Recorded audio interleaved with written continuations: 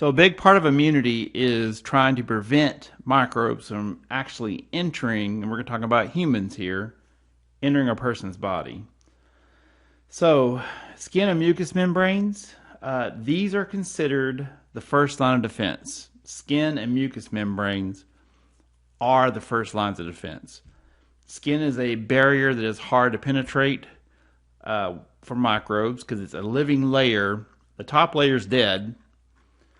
And so I'm going to move down here.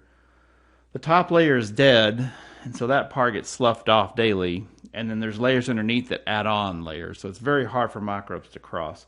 And this is showing, here's the respiratory system. So the nasal cavity, this is the larynx, down here to the lungs. This is called the, well, you know this anyway. This is the digestive tract. This down here is the genitourinary tract. All major body systems that open to the outside all have a layer of mucous membranes. They're sticky. They trap microbes. They have antibodies embedded inside the lining. So that's the first lines of defense. Tears and body fluids.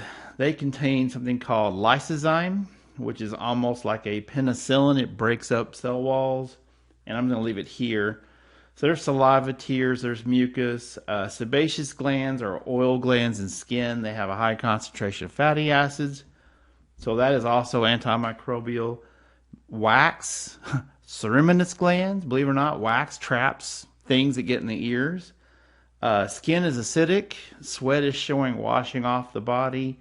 Stomach acid, and these, to be honest, all of these things are considered what's called the second line of defense. You have stomach acid, which destroys just about anything. Intestinal enzymes, and this is showing just like a flushing type of thing. Intact skin, now that's the first line of defense. So is mucus. But these are all ways that prevent microbes from getting inside the body. And if they do get inside, things like stomach acid, enzymes, they also make it very inhospitable for microbes. But there are still things that make human beings sick. Now, I'm going to try to summarize this. The lymphatic system. All these green vessels are the lymphatic system. Lymphatic system does two things. It collects excess fluid from the body and returns it back to these big veins up here before blood goes into the heart. You have this side that dumps into something called the thoracic duct there. And then you have just the right chest and arm that dumps in what's called the right lymphatic duct. And those little bean structures are lymph nodes.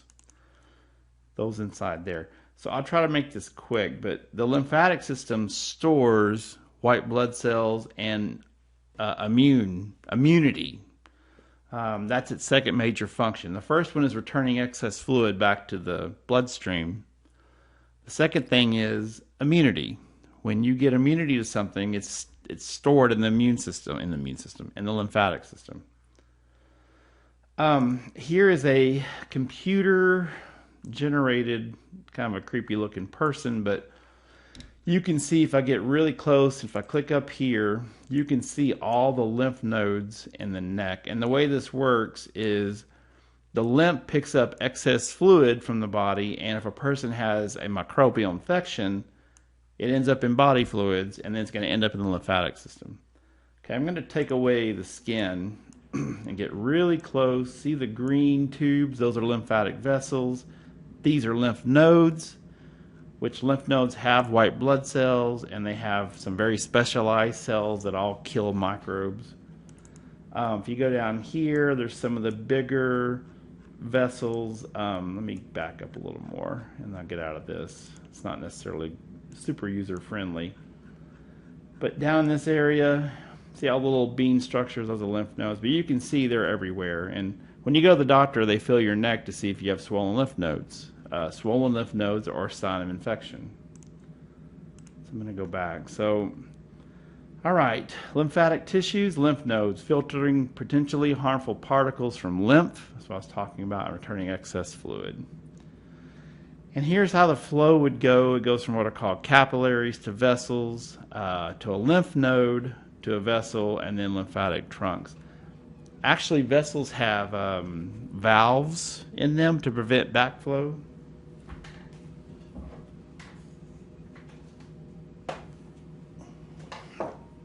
So that lymph is under very low pressure, and that way it doesn't flow backwards. Now okay, I'm bouncing around. Here's an artery and a vein, and this is showing the excess fluid being collected. And like I was saying, a person that has an infection, that infection is going to end up in the lymphatic system, and the lymphatic system is going to try to remove those microbes. There's a valve. It's actually that V-shaped, so it prevents backflow. There's some of the bigger vessels within that.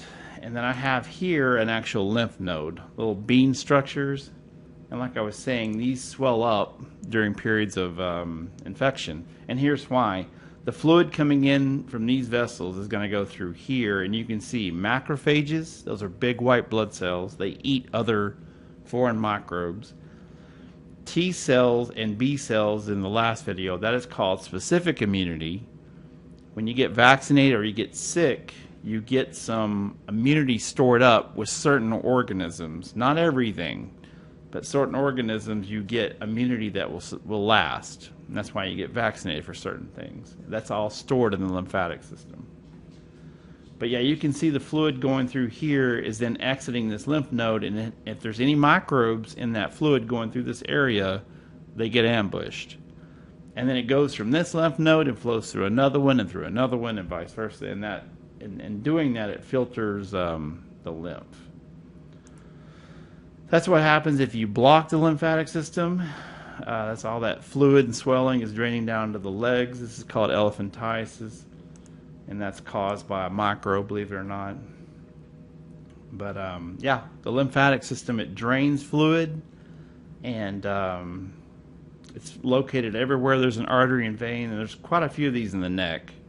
So if you have an upper respiratory infection or anything, those are going to be swollen up. And that's why the doctor would feel your lymph nodes when you go to the doctor. Okay, last part of this section, body defense against infection. So you got to have a pathogen, something the body sees as foreign. I should say a foreign pathogen. Pathogens cause disease. Anything foreign the body doesn't recognize is going to attack. All right. Now, I'm actually going to start here with the last video.